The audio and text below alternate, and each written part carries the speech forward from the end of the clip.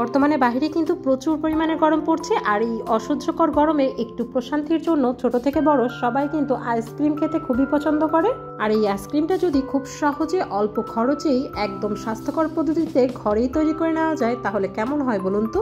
আসসালামু আলাইকুম everyone, welcome back to my channel রমণীর কুকিং লাইফ। আজকের পর্বে সবাইকে স্বাগত জানাচ্ছি অসম্ভব মজাদার ভ্যানিলা আইসক্রিমের একটি রেসিপি দেখার জন্য, যেটা খেতে হবে বাহির থেকে কেনা ভ্যানিলা আইসক্রিমের থেকেও ভালো, আর তৈরি করা তো একদমই সহজ।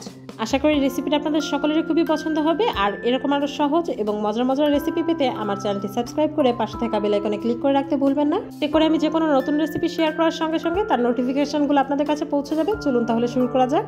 প্রথমে একটি প্যান নিয়ে নিচ্ছি, আর এখানে অ্যাড করে দিচ্ছি 1 কাপ পরিমাণ ফুল ক্রিম তরল দুধ, সাথে অ্যাড করে দিচ্ছি 1/4 কাপ পরিমাণ চিনি, 2 টেবিল চামচ পরিমাণ গুঁড়া দুধ এবং 1 টেবিল চামচ পরিমাণ কর্নফ্লাওয়ার অ্যাড করে দিচ্ছি। এখন একটা হ্যান্ড উইক্সের সাহায্যে সবকিছু ভালোভাবে একটু মিক্স করে নিচ্ছি। তো সবকিছু কিন্তু ভালোভাবে মিক্স করে নেওয়া হয়ে গিয়েছে। এখন পাত্রটা চুলায় বসিয়ে দিচ্ছি, আর চুলার জালটা মিডিয়াম আঁচে অন করে দিয়ে অনবরত নাড়াচাড়া করে এটা একটা ঘন মিশ্রণ তৈরি করে নেব। অবশ্যই অনবরত নাড়াচাড়া করতে হবে, তা না হলে কিন্তু কর্নফ্লাওয়ারটা দলা পেকে যেতে পারে। আর জাল করার এক পর্যায়ে যখন মিশ্রণটা এরকম ঘন হয়ে আসবে, এই পর্যায়ে আমি চুলার জালটা অফ করে দিচ্ছি।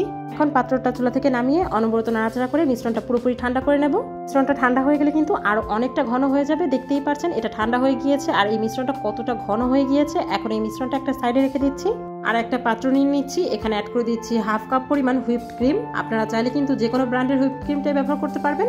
এখন একটা বিটারের লো স্পিডে আমি এই হুইপড ক্রিমটা বিট করে নিচ্ছি। আর বিট করার সময় অবশ্যই খেয়াল রাখতে হবে এই ক্রিমটা কিন্তু আমরা কেক তৈরির জন্য যে ক্রিমটা তৈরি করি সেরকম হবে না, এই ক্রিমটা কিন্তু একটু সফট থাকবে। এই তো আমার ক্রিমটা কিন্তু বিট করা হয়ে গিয়েছে। এখন আপনাদের একটু দেখিয়ে দিচ্ছি, দেখতেই পারছেন ক্রিমটা কতটা সফট আছে। এটা কিন্তু আমি বেশি বিট করিনি। এখন আগে থেকে যে কর্নফ্লাওয়ারের মিশ্রণটা তৈরি করে রেখেছিলাম সেটা এখানে অ্যাড করে দিচ্ছি, সাথে অ্যাড করে দিচ্ছি 1/2 চা চামচ পরিমাণ ভ্যানিলা এসেন্স। এরপর বিটারের সাহায্যে আবার 30 সেকেন্ডের জন্য একটু বিট করে সব উপকরণগুলো ভালোভাবে মিক্স করে নেব। এটা কিন্তু ওভার বিট করা যাবে না, শুধুমাত্র উপকরণগুলো ভালোভাবে মিক্স করে নিতে হবে। আপনারা চাইলে কিন্তু মিক্সিং এর কাজটা হ্যান্ড উইক্স কিংবা স্প্যাচুলার সাহায্যেও করে নিতে পারবেন।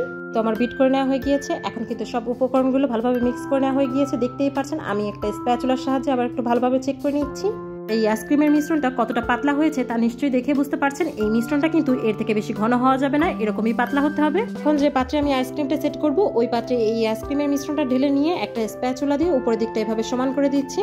তো উপরের দিকটা সমান করে নেওয়া হয়ে গিয়েছে। এখন পাত্রের দুই সাইডে ধরে এভাবে হালকা একটু ট্যাপ ট্যাপ করে এর ঢাকনাটা লাগিয়ে প্রায় 9 থেকে 10 ঘন্টার জন্য ডিপ ফ্রিজে রেখে আইসক্রিমটা পুরোপুরি সেট করে নিতে হবে। আর এই আইসক্রিমের পরিমাণ এবং ডিপ ফ্রিজের টেম্পারেচারের উপরেই কিন্তু ডিপেন্ড করে আইসক্রিমটা সেট হতে কতটা সময় লাগবে। আমি কিন্তু আইসক্রিমটা সন্ধ্যার দিকে তৈরি করে ওভারনাইট ডিপ ফ্রিজে রেখে দিয়েছিলাম, আর পরের দিন সকালে ফ্রিজ থেকে আইসক্রিমটা বের করে নিয়েছি। দেখতেই পাচ্ছেন আইসক্রিমটা কিন্তু পুরোপুরি সেট হয়ে গিয়েছে।